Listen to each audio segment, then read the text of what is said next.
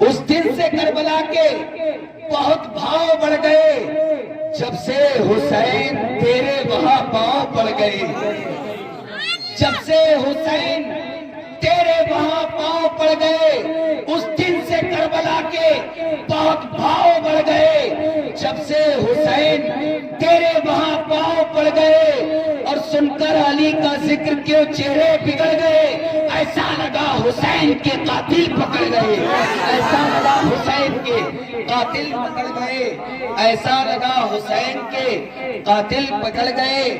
اور ایک پرچم ہے جو اونچا ہے کئی صدیوں سے، ایک پرچم ہے جو اونچا ہے کئی صدیوں سے، ایک پرچم ہے جو اونچا ہے کئی صدیوں سے، اس کا انکار کرو گے تو کدھر جاؤ گے؟ ایک پرچم ہے جو اونچا ہے کئی صدیوں سے، اس کا انکار کرو گے تو کدھر جاؤ گے؟ اس کا انکار کرو گے تو کدھر جاؤ گے؟ اب بھی عباس کے پنجے سے یہ آتی ہے صدا، ہم اگر ہاتھ ہٹا لیں گے تو مر جاؤ گے، ہم اگر ہاتھ ہٹا لیں گے تو مر جاؤ گے۔ اور شاعر کہتا ہے کہ مسلمانوں علی کے بغض میں نہ رب کے گھر جاؤ۔ یہ حقیقت بیانی ہے یہاں پہ، یہ کسی مولوی کی جشن نہیں ہے، یہ جشن ہے مولائے کائنات کا، کیونکہ یہاں پہ جو بھی بولے گا وہ ہر لفظ میں سچ بولے گا، ورنہ تو بڑا معاملہ خراب ہے۔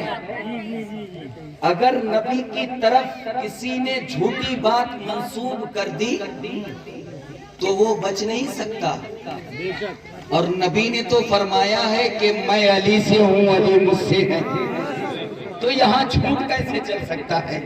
تو شاعر نے کہا کہ مسلمانوں علی کے بغض میں نہ رب کے گھر جاؤ، مسلمانوں علی کے بغض میں نہ رب کے گھر جاؤ، ابھی بھی وقت ہے دوزخ سے بچ جاؤ، سدھر جاؤ، ابھی بھی وقت ہے دوزخ سے بچ جاؤ، سدھر جاؤ۔ علی محشر کا مالک ہے، علی جنت کا مالک ہے، ارے تمہیں ویسے بھی مرنا ہے، علی کے ہو کے مر جاؤ، تمہیں ویسے بھی مرنا ہے، علی کے ہو کے مر جاؤ، کیونکہ حقیقت تو بیانی یہی ہے مسلمانوں، ہم کسی کے بھی ہو کے رہیں، لیکن جب تک علی کے نہیں ہوں گے مکمل ایمان بھی نہیں ہوگا، مکمل نہیں ہو سکتے ہو۔ اگر مکمل ہونا چاہتے ہو تو علی کے ساتھ جڑنا پڑے گا، علی کے ساتھ ہم کو جڑنا پڑے گا، اگر نہیں جڑیں گے تو ہم مکمل نہیں ہو سکتے، کیونکہ وہ علی کہ جس کے بارے میں اللہ کے نبی صلی اللہ علیہ وسلم ارشاد فرماتے ہیں کہ جو شخص اہل بیت کی محبت میں مرا، کس کی؟ اہل بیت کی محبت میں مرا، اللہ کے نبی صلی اللہ علیہ وسلم فرماتے ہیں کہ وہ شہید کی موت مرا، شہید کی موت مرا ہے۔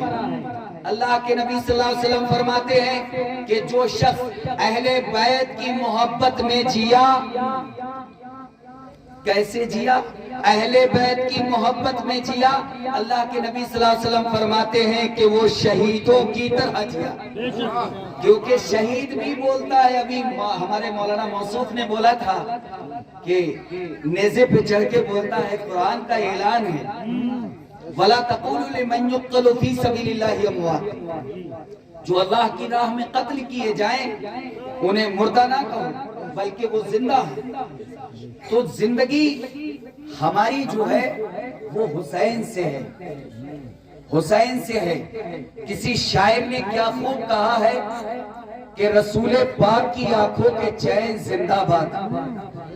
بڑا معتبر شعر پیش کر رہا ہوں بابن بھائی، مولانا، جناب فاطمہ زہرا کے عین زندہ باد، رسول پاک کی آنکھوں کے چین زندہ باد، جناب فاطمہ زہرا کے عین زندہ باد۔ اب اس سے بڑھ کر شکست یزید کیا ہوگی؟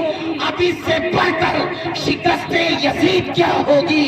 کہے حسین کا کہے یزید کا بیٹا حسین زندہ باد، کہے یزید کا بیٹا حسین زندہ باد۔ اور میں وہ بات بیان کر دوں، یہ باہمدہ تعالی یہ علی کے گھرانے کی مثال ہے کہ دنیا جانتی ہے کہ عابد جو تھے وہ بیمار تھے، وہ حضرت عابد بیمار بھی کہا جاتا ہے۔ لیکن میں آپ کو ایک بات بتا دوں، ایک شاعر نے کہا ہے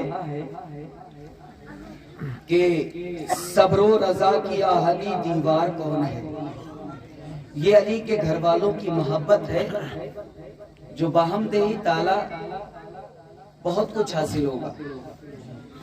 شاعر کہتا ہے کہ صبر و رضا کی آہنی دیوار کون ہے اور آل نبی کا قافلہ سالار کون ہے؟ صبر و رضا کی آہنی دیوار کون ہے اور آل نبی کا قافلہ سالار کون ہے؟ اور عابد کا وہ جلال تھا دربار شام میں حاکم یہ پوچھتا رہا بیمار کون ہے؟ حاکم یہ پوچھتا رہا بیمار کون ہے؟ حاکم یہ پوچھتا رہا بیمار کون ہے؟ اور عزم سے صبر سے احساس سے ڈر لگتا ہے، عزم سے صبر سے احساس سے ڈر لگتا ہے، جا بجا بکھری ہوئی پیاس سے ڈر لگتا ہے، شام سے اس لیے کربل میں نہیں آیا یزید، اس کو زینب تیرے عباس سے ڈر لگتا ہے، اس کو زینب تیرے عباس سے ڈر لگتا ہے، اس کو زینب تیرے عباس سے ڈر لگتا ہے، اس کو زینب تیرے عباس سے ڈر لگتا ہے۔ حقیقت بیانی ہے مسلمانوں، مدینہ المنورہ کے اندر جب قحط سالی پڑ گیا تھا نا، سوکھا پڑ گیا، اور اس سوکھے کے عالم میں ایک شخص پہنچا، بیچارہ بوڑھا تھا، بہت ضعیف العمر تھی، بہت بوڑھا، جس میں کمزوریوں کا ایک یہ کہیے مجموعہ تھا۔ وہ پہنچا مدینے کے اندر اور اس نے پوچھا کہ یہاں میں نے سنا ہے کہ مدینے کے اندر سخی بہت پائے جاتے ہیں، مدینے کے اندر سخاوت بہت ہے۔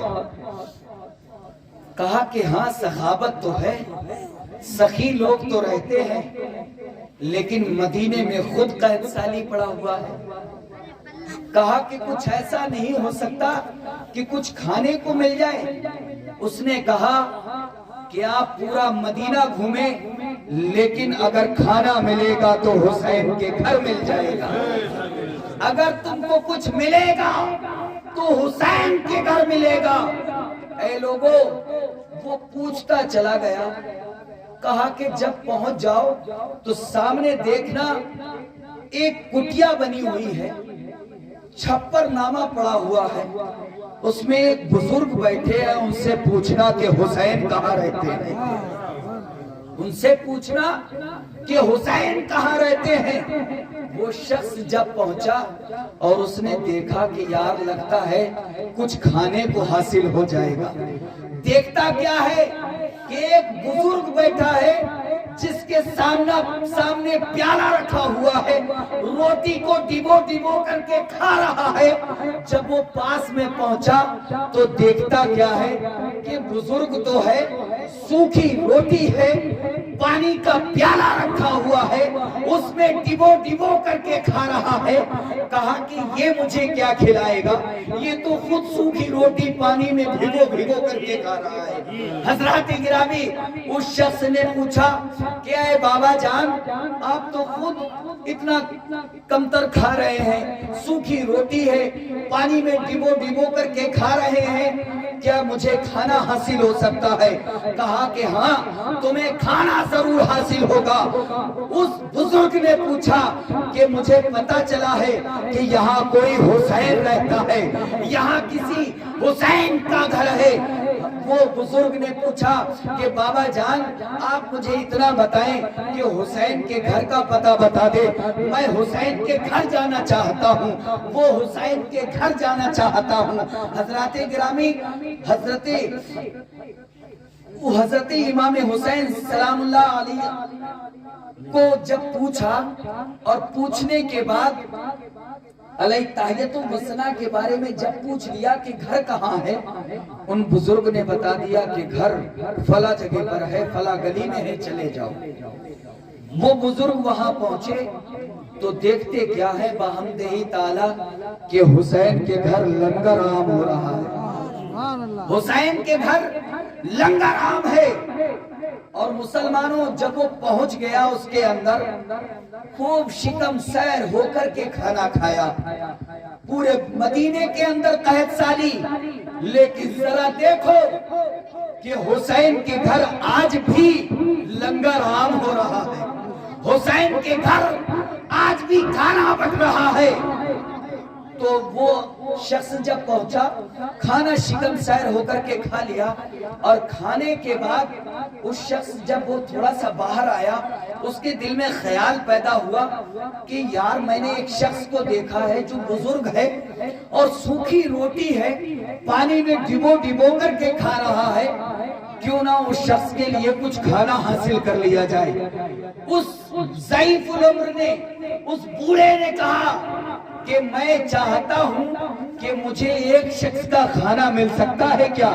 میں یہ چاہتا ہوں کہ مجھے ایک شخص کے لیے کھانا چاہیے۔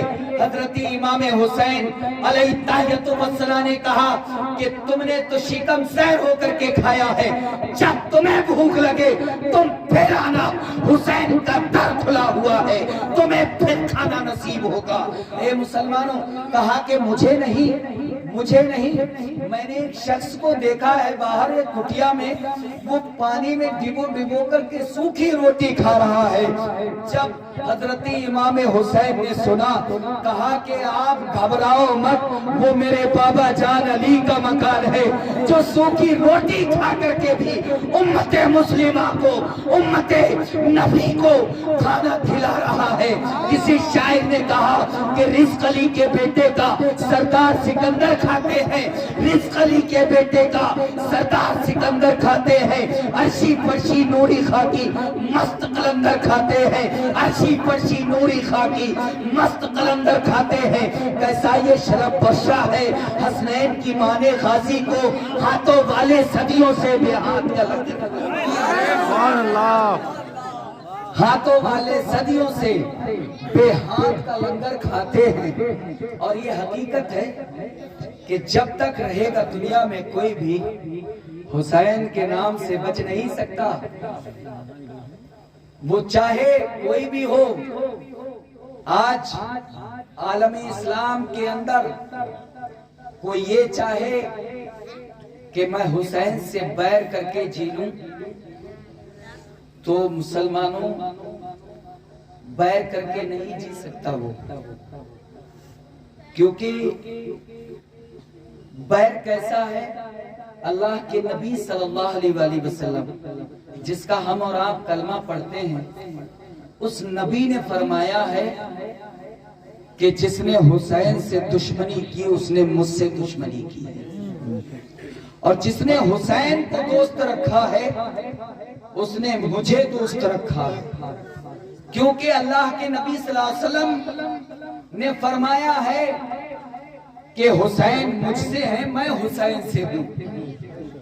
وہ حسین جس کی زبان کو نبی نے چوما ہے، وہ حسین جس کے رخساروں کو نبی نے چوما ہے، وہ حسین جس کی پیشانی کو اللہ کے محبوب نے چوما ہے۔ اے مسلمانوں ذرا سوچو، جس کا نبی اتنا پیار کرے، کیا کوئی امت کا ایسا بدبخت ہوگا جو اس سے پیر رکھے گا، کوئی دشمنی رکھے گا؟ ارے میاں، جس نے حسین سے دشمنی رکھی میں سمجھتا ہوں اس کا ٹھکانہ جہنم ہے، بے شک بغیر جہنم میں جائے بچ نہیں سکتا۔ ہم کو تو چاہیے کہ ہم لوگ علی والے ہیں، ہم لوگ اہل بیت سے محبت رکھنے والے ہیں، اور باہمدہی تعالیٰ ہم چند باتیں یہاں پہ کی ہیں۔ آج یہ جو پروگرام یہاں پر ہے تو باہمدہی تعالیٰ میں سمجھتا ہوں